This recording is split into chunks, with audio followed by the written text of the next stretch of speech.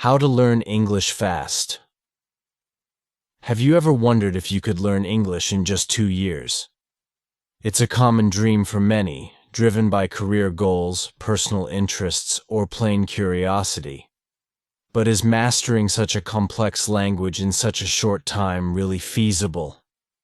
And if it is, how can you speed up your learning to achieve this goal? If you're grappling with these questions, make sure you read this article. It's tailor-made for you. We'll explore scenarios where learning English in 2 years is possible, offer tips to fast-track your learning, and discuss how the quality of the course you choose can make all the difference. What does it mean to know English? Before diving into how to learn English in 2 years, we need to define what it really means to know the language. After all, this concept can vary depending on your goals with English. Moreover, there are different proficiency levels in the language, ranging from basic to advanced, and understanding each one will depend on your needs and interests. If you only want to navigate basic everyday situations, like asking for directions, shopping, or ordering food at a restaurant, you don't need advanced English skills. However, if your ambitions include traveling the world, working abroad, or pursuing postgraduate studies at a foreign university, you'll need a higher level of proficiency. This includes understanding complex texts, speaking fluently on various topics, and writing accurately and clearly. Understanding this is crucial for developing a study plan that fits your reality and goals. And of course, it's important for choosing an English course with a practical and effective methodology that enables learning in less time. What makes someone learn English faster? Now that you understand that mastering English depends on various factors, let's explore what can help you learn the language more quickly.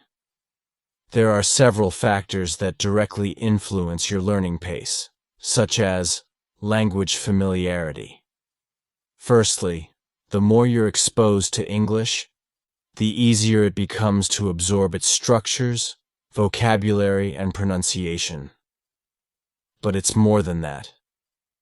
It also becomes easier to assimilate new content and advance in your studies. That's why it's crucial to immerse yourself in the language daily, whether through music, podcasts, books, magazines, or newspapers. A helpful tip is to watch movies and series in their original language on your favorite streaming service. You might need subtitles at first, but with practice, you'll find they become unnecessary. On the other hand, it's undeniable that some people learn more easily than others. This partly answers the question, how can you learn English in 2 years? However, it's beneficial to delve deeper and understand why this is the case. In fact, this ease can be explained by genetic, cognitive, or emotional factors. However, this doesn't mean that those who find it more challenging can't succeed. It just means they may need more time and dedication. Besides exposing yourself to English through various media, it's essential to practice the language with others. The more you listen, read, speak, and write in English every day, the more you develop your skills and solidify what you've learned. Fortunately, this can be done in many ways. Through conversations with native speakers or fluent speakers, either in person or online. You can also join study groups or cultural exchange groups, where you can share experiences and tips with other learners. Additionally, the quality of the course you choose is crucial in determining your success. A good school should offer an effective and proven method, up-to-date and level-appropriate teaching materials. It should also provide qualified and experienced teachers, interactive and dynamic classes, and flexible study schedules. How to learn English in 2 years. 5 tips to speed up your learning process. Now that you know it's possible to learn English in 2 years, Let's share some tips to accelerate your learning and make your study time more efficient and enjoyable. By following these tips, you'll increase your chances of mastering the language quicker and achieving your personal, academic, or professional goals. Check them out. Establish a study routine. First off, anyone looking to learn English in 2 years must prioritize discipline and dedication. This means setting up a study routine that fits your availability and learning pace. Ideally, you should study a bit every day, even if it's just 15 or 20 minutes, to stay in touch with the language and review what you've learned. In addition to daily study, set aside more substantial time at least once a week to complete course activities, clarify your doubts, and practice the 4 skills: listening, speaking, reading, and writing. Remember, cramming once and then neglecting your studies for a week is not effective. Creating a routine keeps your brain actively engaged with the language. Learn from your mistakes. As the famous British poet Alexander Pope said, "To err is human." Indeed, making mistakes is part of the learning process, and there's no shame in that. Instead of getting frustrated, use your mistakes as opportunities for improvement. Try to understand where and why you erred and work on your weak points. Expand your vocabulary. As we've mentioned, the more English words you know, the easier it will be to understand and express yourself. Aim to learn new words daily, whether through lists, dictionaries, contexts, or associations. Here's another tip for learning English in 2 years. It's not enough just to memorize words. You need to use them in real sentences and situations. Refine your pronunciation. Like grammar and vocabulary, pronunciation is a crucial aspect of English because it affects both your understanding and your ability to communicate. To improve your pronunciation, practice your listening and speech skills by mimicking the sounds and rhythms of English. Pay attention to rules and exceptions, such as letter sounds, stressed syllables, and contractions. Take advantage of online resources. Another essential detail for those learning English in 2 years is the vast array of tools that facilitate and accelerate learning. Today, there are numerous online resources that can help you quickly and enjoyably learn the language. Utilize apps, games, videos, podcasts, websites, blogs, and social media to supplement your studies and expand your vocabulary, grammar, and understanding of the language. You can also use tools like dictionaries, translators, correctors, and various other digital solutions to achieve your goals. The importance of a good school.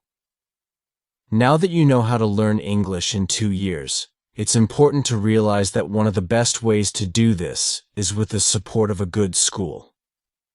A quality course should offer quality teaching with qualified teachers, current topics and materials, and effective methodology and technology to support, guide, and provide feedback during your learning journey.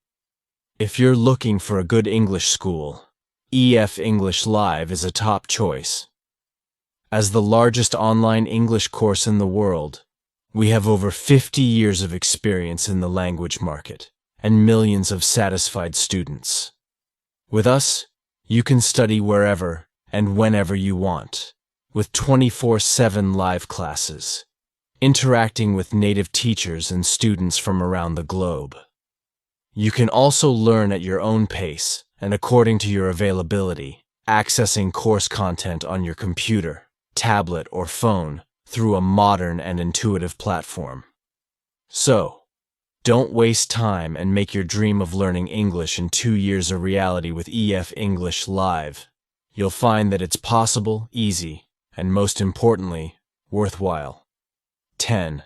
Netflix series to help you learn English. For decades, Immersion has been considered one of the more efficient and thorough ways of learning a foreign language. The theory is that putting yourself in an environment where all, or a large majority of the language spoken, is a second language, you will naturally learn the language. Immersion also allows for continued growth. Immersion has a number of drawbacks. The skills acquired are mostly conversational, with only basic written language skills, and the ability to immerse yourself in another culture was not available to everyone. The digital age has changed the learning landscape dramatically. Not only is it easy to learn English online in self-paced programs, but it is also amazingly easy to immerse yourself in English environment for at least part of each day. The only thing needed is a Netflix account. How to learn English with the help of Netflix? Due to its wide scope of English language programs available, it is fairly simple to find programs that fit your current level of understanding. Using Netflix in conjunction with learning English online offers many positives. You can learn without getting bored. It is easier to learn if you pick subjects or stories which interest you. Watch the series or movie with English subtitles or with the subtitle of your language. This will help you understand what you are hearing. The wide variety of programs allows you to pick those that fit your current level of understanding. If you are just beginning your English learning, you can select programs with less complex language. You are exposed to a wide variety of accents. Regardless of whether you are learning UK or American English, you will be exposed to a number of different accents. Exposure to the various accents greatly adds to your ability to understand the language. You are exposed to a wider vocabulary. Most institution-spoken vocabulary apps concentrate on standard people, places, and things. Conversational English is a rich and colorful language. When using Netflix shows to learn English, you are exposed to formal, informal, and regional speech, as well as a great deal of slang. It will improve your pronunciation. The more you hear a word spoken, the easier it becomes to say the word correctly. Improve your English grammar, vocabulary, and more with EF English Live. Get started for free. Here are 10 popular Netflix programs which are well suited for learning English. Black Mirror. Black Mirror is a science fiction series of standalone stories. Most are set in the futuristic UK. Some of the episodes can be a bit dark and unsettling.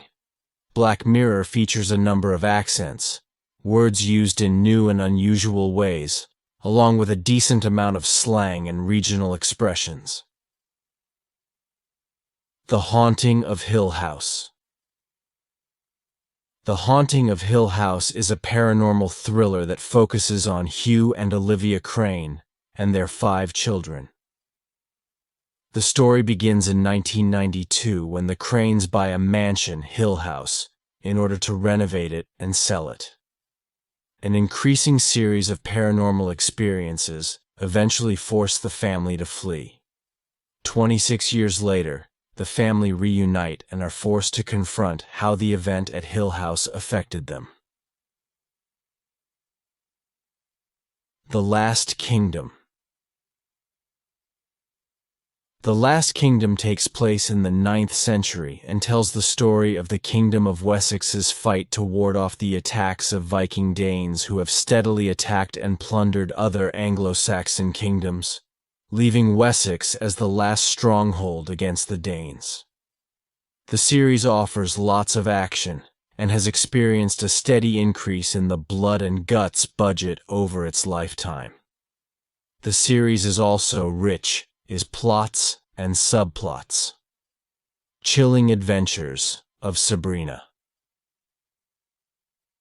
This American supernatural horror series is based on the Archie comic book series that was popular in the 1960s. The story revolves around Sabrina, who is half mortal and half witch. In line with the show's comic book origins, there is a great deal of American teenage slang. It has also received positive reviews for its premise, acting, visuals, and directing. The Good Fight. The Good Fight is a spin-off and sequel to The Good Wife and is another in the American tradition of shows based on lawyers and courtrooms. The veteran cast delivers great performances and the writing is well done. The show is helpful in learning business English in addition to being entertaining.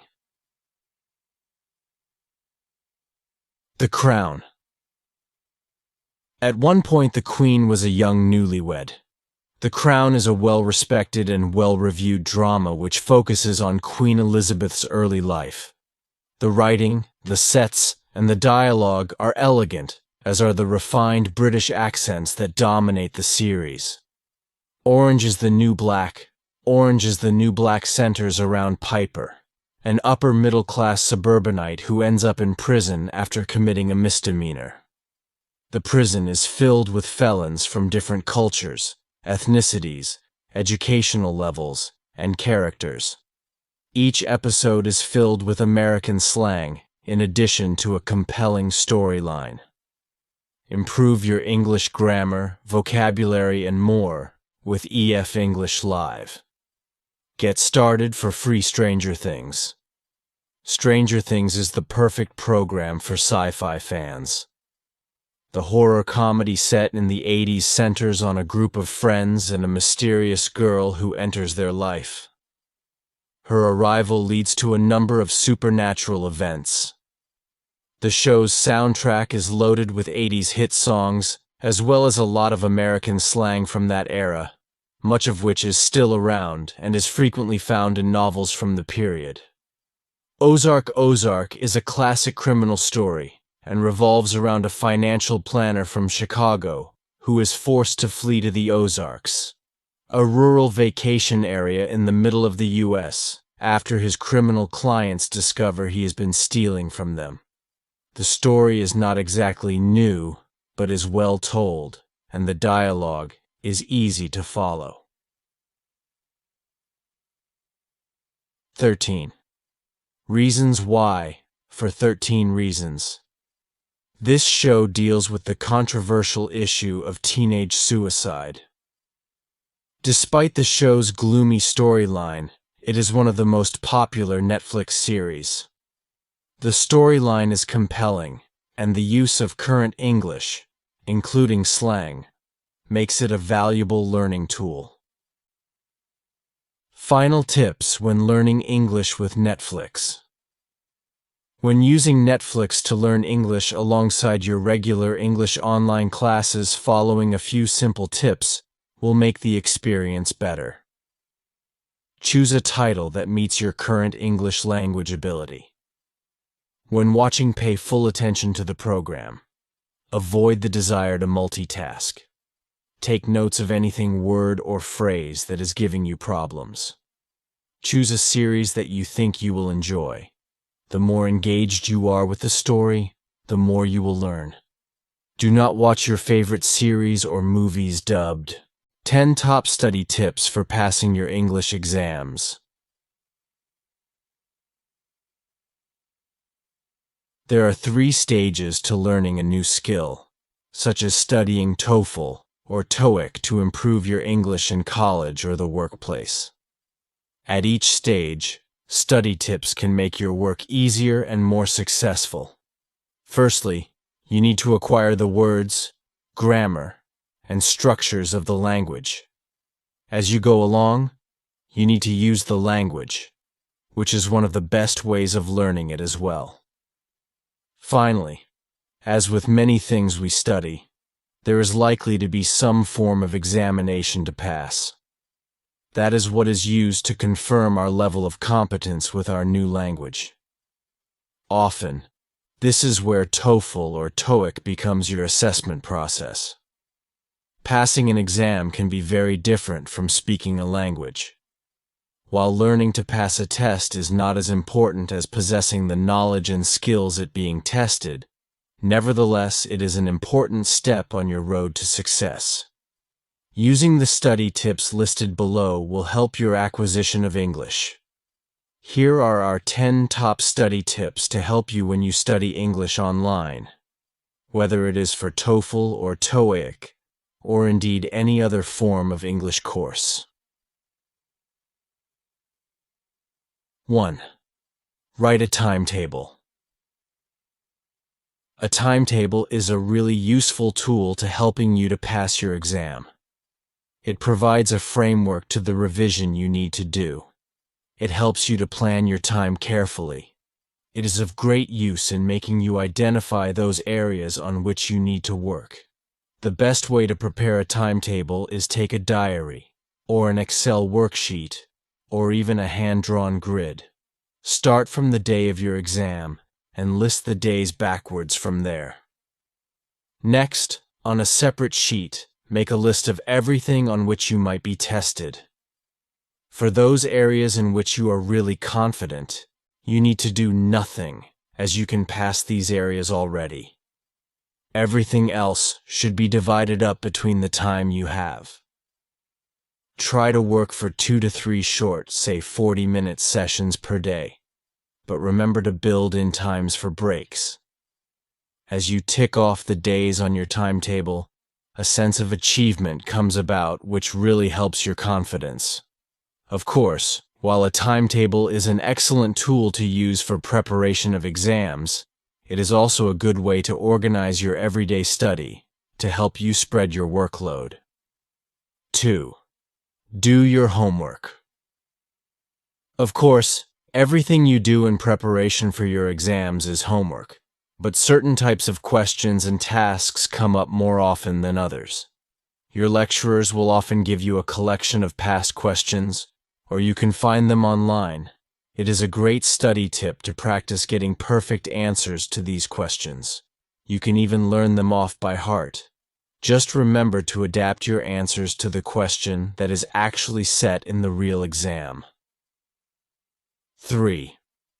Learn how to pronounce words. The oral part of any English study is very important. English is a language with many odd pronunciations, and the more of these you can learn, the better. For example, Towcester is a small town in Northamptonshire. A toaster is a cooking implement for toasting bread. The two words are written very differently, but pronounced the same. While you cannot learn every odd pronunciation, you can learn the most common ways to say sounds. Collections such as shus and shus words, pronounced shus as in conscious, can easily be learned and will help your performance in the exams. 4. Learn spelling patterns. A good speller is often a good English speaker. Spelling patterns in English can be obscure. See Towcester and toaster above. But there are some rules that can be learned. These include such things as a short vowel is followed by a double consonant, and the I before E except after C guide that applies to many words. 5. Learn the meaning of questions. It doesn't matter how good your answer is if you misunderstood the question. Examiners, such as for TOEFL or TOEIC, love to ask similar types of question. It is a way that they can keep standards in line. Learn the questions and learn the answers together, and ask your tutors if there is something that you do not understand. 6. Learn your stock phrases. Exams are about impressing the marker.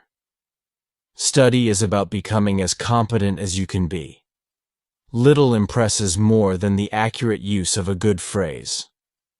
There are certain phrases that you may need to ask in an exam, so learn them to enable you to use them easily without causing any stress. Phrases such as, "Can you repeat that, please?" and "Could you give me a moment to think?"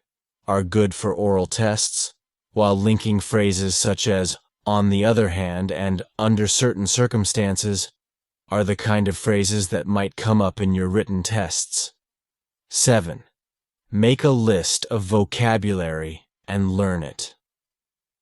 A wide vocabulary is one of the most important aspects to acquiring your language. Not only does it help you to understand the questions you are asked, but it also makes for impressive answers.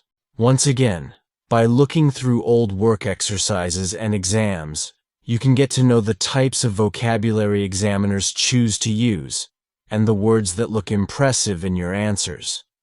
It is a strong study tip to find out the sort of vocabulary English assessment systems, such as TOEFL or TOEIC, use, and then make sure that you are familiar with them.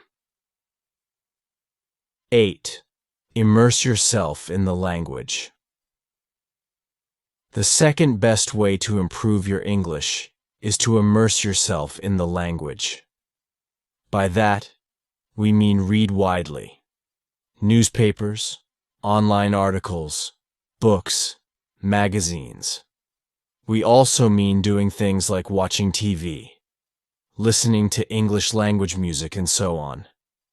These are fun and easy ways to prepare your study program, as they are enjoyable to do. 9. Talk. If immersing yourself in the language is the second best way to study English, then speaking it with friends and family is the best way. That is because this is an active process. Your brain is constantly thinking, actively choosing the best words and phrases. Words become firmly placed in your head, and talking is an easy thing to do. 10. It is not just about English. We said at the very beginning that passing an English test is not just about being strong in the language. It is about being able to do well under the pressure of an exam. There are some tips that can help. A brief read-through of your notes on the morning of the exam can help you to feel good about yourself. Some breakfast or lunch gives you energy. Discussing your answers after the exam is not a good idea. Although we all know there are many ways to be right, it is human nature to worry if our answers are different to other people's responses. Arriving in plenty of time with plenty of equipment can reduce anxiety. Everybody prepares for their English exam in a different way, but by following the 10 study tips listed above, students can feel more confident about their upcoming tests, whether in TOEFL or TOEIC, or indeed under any other testing system. Boost your English listening skills with EF's great tips.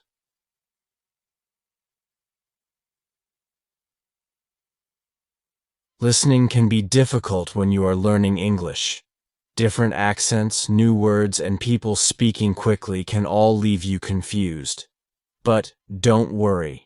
EF English Live has 4 great tips to help you train your English listening skills. 1. Use your smartphone to record conversations. The voice recorder on your phone can be a useful tool to help you quickly improve your listening skills. If you don't have one, here's one for Android and here's one for iOS. Of course, you need to ask permission to record. Next, start making recordings of conversations in your EF English Live classes or with friends. They will help you to get familiar with new vocabulary as well as people's accents. 2. Listen to your EF English Live teacher for word stress. When you play back your recordings, listen for word stress, how many syllables words have and which syllables are stressed. For example, the word intonation has 4 syllables is pronounced intonation. Getting the word stress right will make a huge difference to how well people understand you when you speak. Practice listening for your EF English Live teacher's word stress, and then try copying it when you are speaking English. If you are shy about doing this in front of others, try this by yourself first. Also, sentences and phrases also use word stress. English speakers tend to stress the most important words like question words, nouns, and verbs. For example, how was your class today? Have you seen the new movie with Brad Pitt? When you listen back to your recordings of your EF English live teacher, try to imitate the words that they stress in sentences and phrases. This will not only improve your listening, but also your speaking. 3. Podcasts. Get into the habit of listening to podcasts about things that interest you. Think about your hobbies and interests and find podcasts to match them. For example, this page has many podcasts on all kinds of fascinating subjects. You could listen to them on the bus or train, or when you have time in the evenings. The more you listen, the more your listening skills will improve. If you don't understand certain words, pause the podcast and look them up. Then, when you understand everything, practice speaking along with the podcast and copy the speaker's voice. Which words are stressed? Which words are said quickly with little stress? Try to imitate the speaker, and you will find both your listening and speaking skills will soon get much better. 4. Listen in to natural conversations. While studying English online with EF English Live, try also spending time in places where people are speaking English like cafes, parks, or even on the bus. Without disturbing anyone, just listen to what people are talking about. At first, you may not understand much as you may have joined in the middle of a conversation. Why you must read at a beginner level? Why do I need to read in English? My students often ask me this. They think, I go to classes, I do my homework, I watch films in English. Why should I read books? Actually, reading is the best way to improve your English. I will tell you why. First, reading is very important. Now, only 1 in 4 people went to university. Now, more people go to university. All jobs require more reading and writing than years ago. This is true for everyone. It doesn't matter if you're an office worker or a mechanic. Second, reading will improve your speaking, writing, vocabulary, and grammar better than any other way. It won't improve your listening, but it will improve your vocabulary. And when you have a better English vocabulary, you can listen more easily and improve your listening that way. In school, you probably read lots of English. You probably read boring textbooks and stories with exercises at the end. But I'm not talking about that. I'm talking about reading for pleasure. That means reading a book you enjoy. Because you enjoy it, you are not reading because your teacher said, read this book. You are not reading because you think, I should read this book. You are reading because you want to. In the experiment in schools in America, they gave some boys free books. They were fun books like James Bond. They said, you can do what you want. You don't have to read the books. But the boys did read the books. They read a lot of books. Some boys read a book every 2 days. After years, they gave the students a test. The students who got the books got better at reading and writing, and they liked school more. The students who did not get the books did not get better at reading and writing. Actually, some of them got worse. This isn't just true for native speakers. They also did an experiment on students learning English in the Fiji Islands. They used 3 ways to teach. The first way was normal English teaching. They did grammar classes, exercises, and so on. The second way was reading in silence. The students read books in class. The third way was reading together. The teacher read books to the students. After 1 year, the 2 ways with reading were the best. They were much better than the students who did normal English classes. They did the experiment again in Singapore. There, the students who read in silence did very well. They did the best in grammar tests. Other students did grammar classes, but they did worse in grammar tests. In normal classes, we try to remember grammar and vocabulary. When we read, we learn them naturally. Maybe you're thinking, when I read in English, it's too hard. I have to use the dictionary all the time. It's boring. I can't do it. I understand. So, I wrote this book. I think this book will make you like reading because the stories are easy and fun. The early stories are short and easy, and the later stories are longer and harder. When you finish the book, you will think, wow, I did it. I make a podcast called English Listening Practice. 9 of the stories in this book I wrote for English listening practice. 1 of the stories I wrote for this book. But when I made this book, I made the stories better. Now you can read the stories at beginner, pre-intermediate, intermediate, or advanced levels. The stories are all fairy tales. Some are very popular fairy tales, but some are not so popular. One of them I wrote myself. Maybe you're thinking, fairy tales are for children. I need useful vocabulary. I need to learn about business and science. That can't be fun. Actually, the vocabulary in these stories will be useful. McCon did an experiment where he looked at vocabulary in novels. 80% of the words were on academic word lists. These are lists of words that you need to know to study at university. Rolls and Rogers also did an experiment.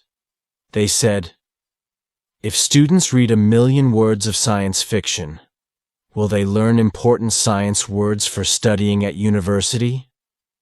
The answer was yes. So yes, fairy tales are useful for you too. But I understand if you still don't believe me. When I learned about all this, I found it hard to believe too. But I like to try new things, and I love learning languages. So I decided to do an experiment. I had wanted to learn Spanish for a long time, but I didn't learn much in normal classes. I said, I will read 1,000,000 words in Spanish. Afterwards, I will see what my level is.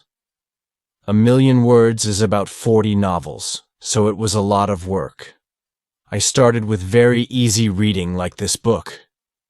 Then, I started reading translations of books that I knew in English.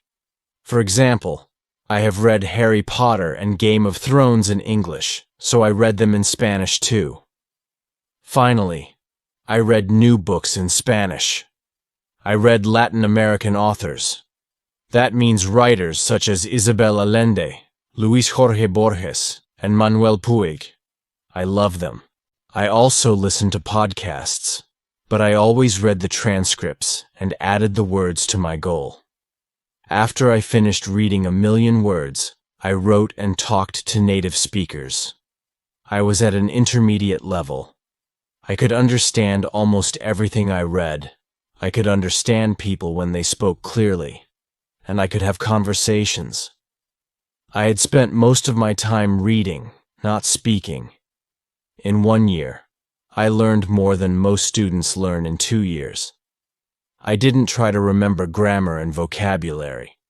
I learned them naturally. Maybe you're thinking, I don't believe this.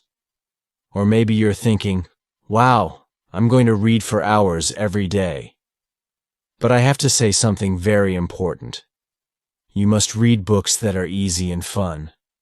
If a book is too difficult or too boring, put it down and find another one. Stephen Krashen, an expert in language teaching, says only read things in English that are fun and interesting. Read things that are really easy that you wouldn't read in your native language because they are too easy. So, you can read comics, magazines, detective stories, romance stories, and so on. Don't feel bad about reading translations. If you read very easy books, when you see a word you don't know, you will understand the meaning easily. You won't have to use a dictionary. So, what is easy?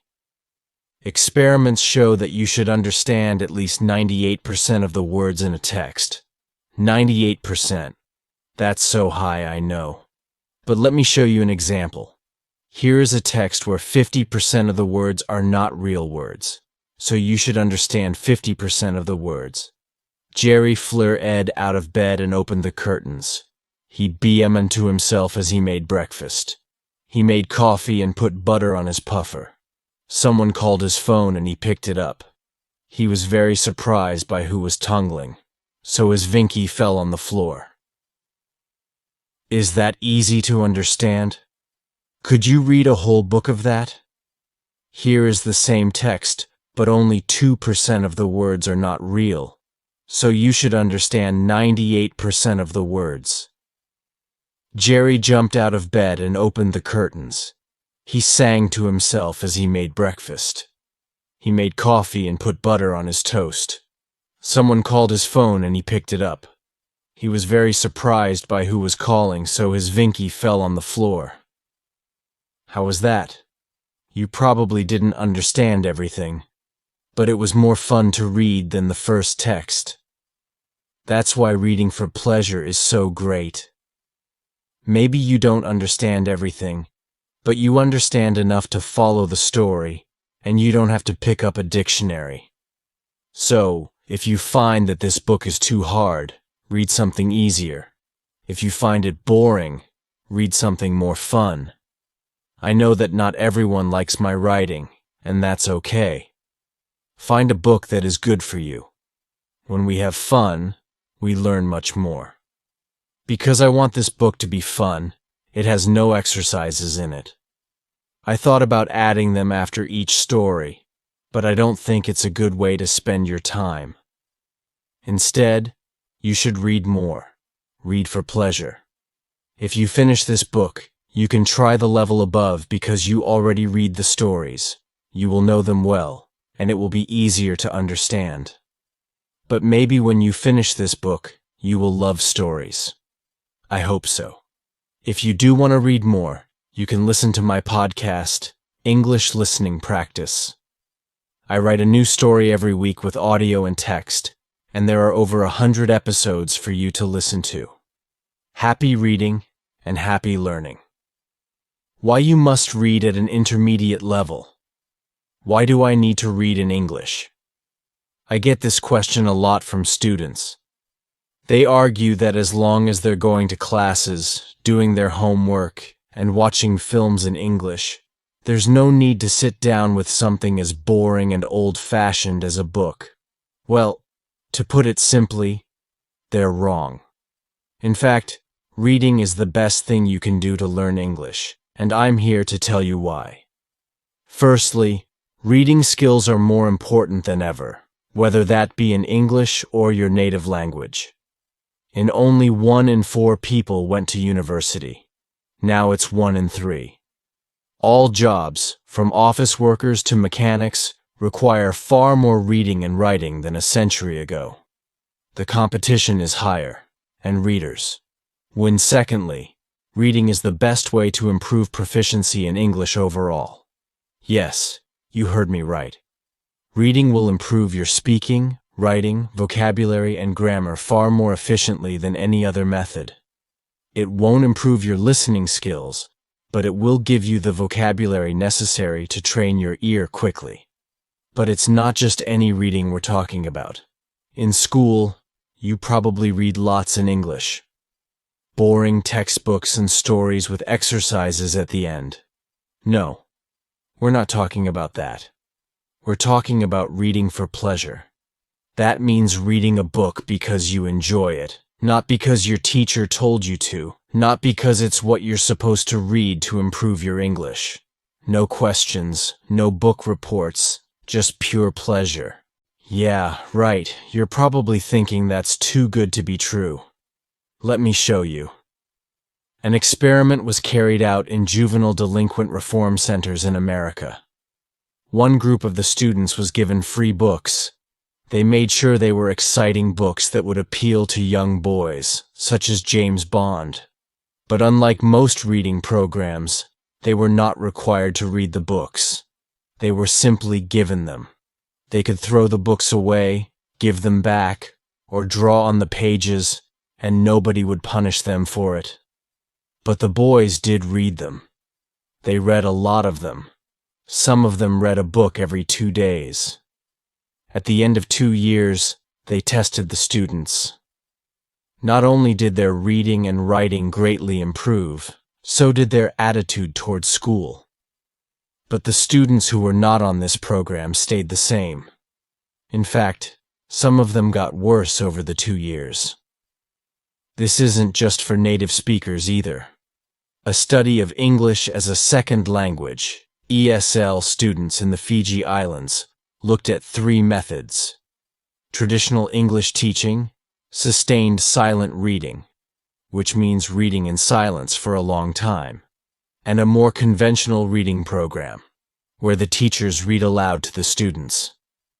By the end of the first year, students taught with the 2 reading methods had a 2-month advantage in English ability compared to the 1 month of the traditional method. When the study was replicated in Singapore, the students who did only sustained silent reading did better on grammar tests than the students who had taken only grammar classes. When we do grammar exercises, we try to memorize the rules of the language. When we read, we absorb them. But I know what you're thinking. That's all well and good, but when I pick up a book in English, it's too hard for me. I get bored of looking up words, and I give up after a few minutes. That's why I wrote this book. It is designed to make you fall in love with reading by providing fun, familiar stories that are easy to understand. The stories gradually increase in difficulty and length so that you can feel a sense of progression and success. At the end, most of them were originally released on my podcast, English Listening Practice, but they have been rewritten and improved for this book. As well as having a version for each language level, they are a mix of classic and less popular fairy tales, as well as one that I wrote myself. Again, I know what you're thinking. Fairy tales? But those are for kids. I need useful vocabulary about business, science, and technology. There's no way to make that fun. The thing with language is there isn't such a big difference between important language and fun language. We use a wide range of words when talking about technical topics, as well as chatting with our friends. A study by McQuillan examined vocabulary in novels and found that they included 7% of words on academic word lists. Rolls and Rogers found that if a student read 1,000,000 words of science fiction, they would acquire many of the technical words required for a science degree. So yes, reading fairy tales will help your English in all areas, even for academic purposes. As an English teacher, I've seen many times that the students who do the best are those who read the most, for university, for business, or just for travel. Reading is the factor that predicts success. But I understand if you're still unsure. When I learned about all this, I was too. But I like to experiment, and I have a passion for learning languages. So in 2017, I had wanted to learn Spanish for a long time.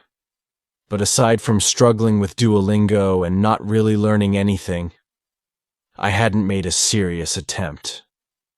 I set myself a goal. I would read 1,000,000 words in Spanish and see what my level was afterwards. 1,000,000 words is roughly standard length novels, so it was a huge task. I started with very easy resources like transcripts of podcasts for learners, but I avoided anything that felt too much like work.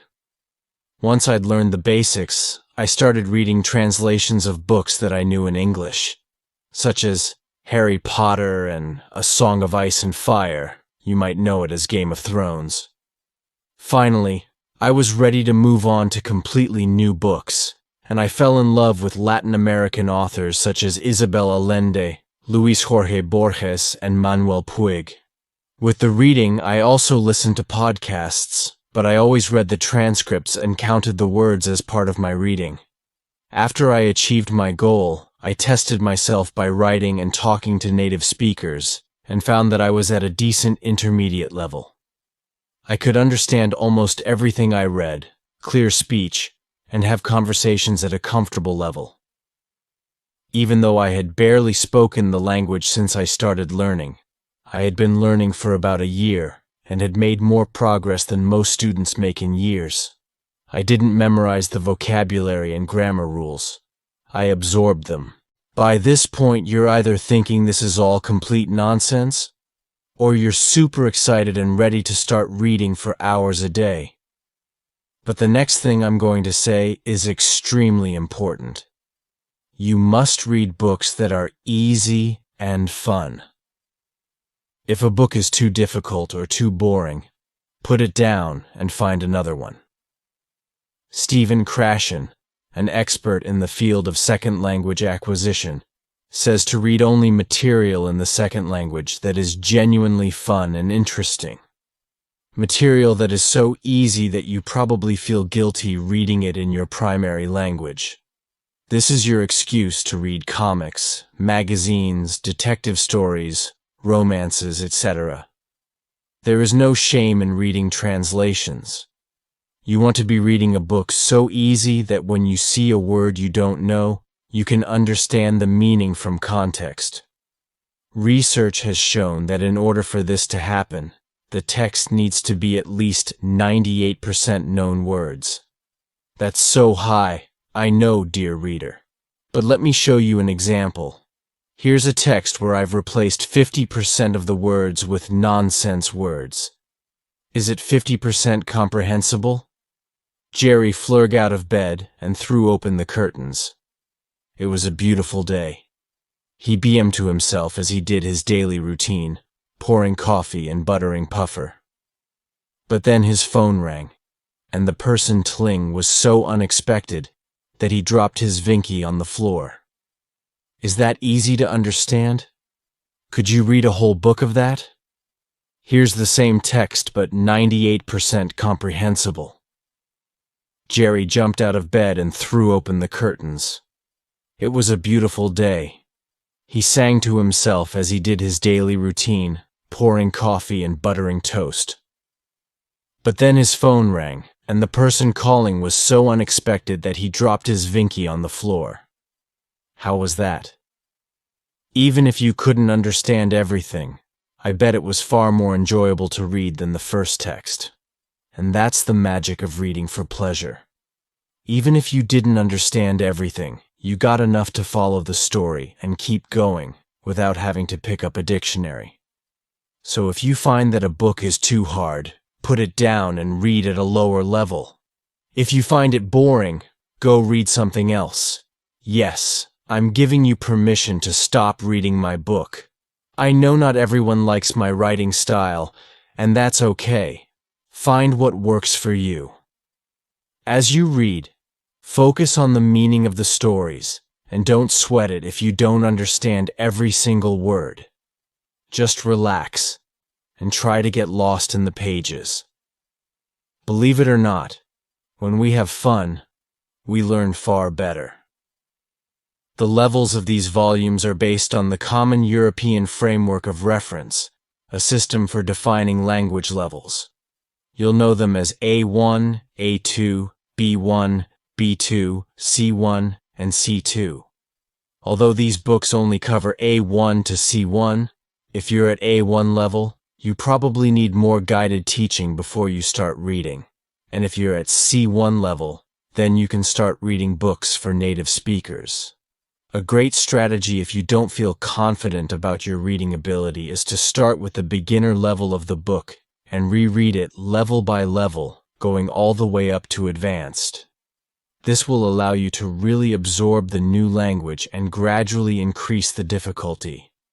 There is not a huge difference between the intermediate level stories and the advanced level stories, but even rereading the same story twice can be very effective.